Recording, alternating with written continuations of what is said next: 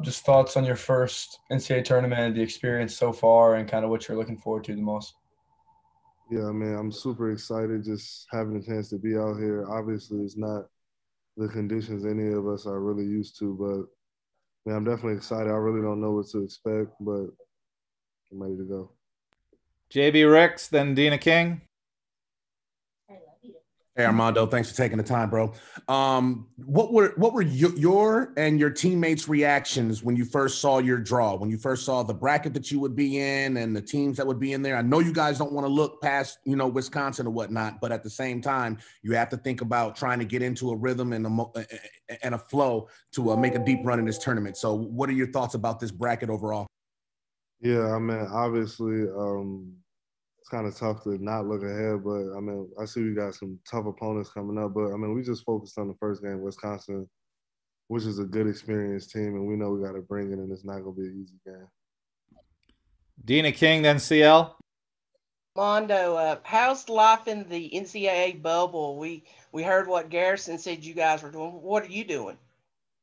Me, I just been in my room reading a book, just doing schoolwork, stuff like that. CL, then Greg Barnes. Mondo, I guess it was after the Clemson game, you mentioned your mother texting you and kind of setting you straight on your performance from that night. Has she always been like an active, encourager or when need be criticizer of your ability on the court? Yeah, definitely. I mean, since I've been a little kid, when I first started playing basketball, my mom always been kind of telling me what I need to do, what I need to get better, and what I need to keep doing. So it's just something she's just been continuing to do, and I know I can listen to her because she can always keep it 100 with me. Did she play? No. Greg Barnes, then Adam Smith. Hey, Armando, can you kind of give us a detailed timeline of what's taken place since you sat down in Indianapolis in terms of like going to get tested, then going to your room, those kind of things? Yeah, I mean, it's basically just been us in the room the whole time, honestly. I mean, but that's kind of what we've been doing just in preparation for the NCAA tournament. It's been tough just having to be in that room. The Wi-Fi hasn't really been great from my gaming system, so it's just been kind of boring. But I mean, we had practice yesterday and weights, so that was fun. We all was kind of excited to go do weights and have practice. We're very aware of the Wi-Fi issues, Armando. Thank you. Yeah, it's been crazy. Adam Smith, then Kip. Armando, I was thinking back to last season when you guys lost the ACC tournament to Syracuse. I remember you talking after that. You were talking about you personally coming back this season to kick some butt. Did that mean getting back to the tournament, or is that more personal focused? And how would you assess how much butt kicking you have done? Yeah, I would say it was a mixture of both. I guess it wasn't too hard to top last year as far as just winning and stuff like that. But I mean, definitely just wanted to for sure get a tournament berth because obviously last year wasn't going to go, and just me personally just being more consistent and just trying to get a lot of get back at some of the people that I feel like got over me last year that I knew I was better than. Kip, then Davis Wallace. Hi, Mondo.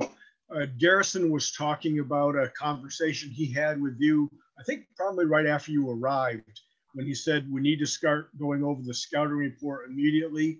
Did that kind of take you by surprise, the urgency that he was trying to impress upon this week?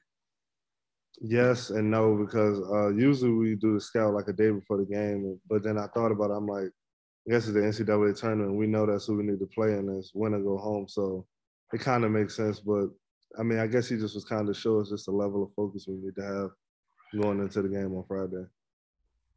Davis, then Ross. Hey, Mondo. Since Wisconsin, they're bigs with Mike Potters and Brad Davidson. They're hybrid force. They spread and they shoot well. So what are the keys to slowing them down, getting them out of the rhythm?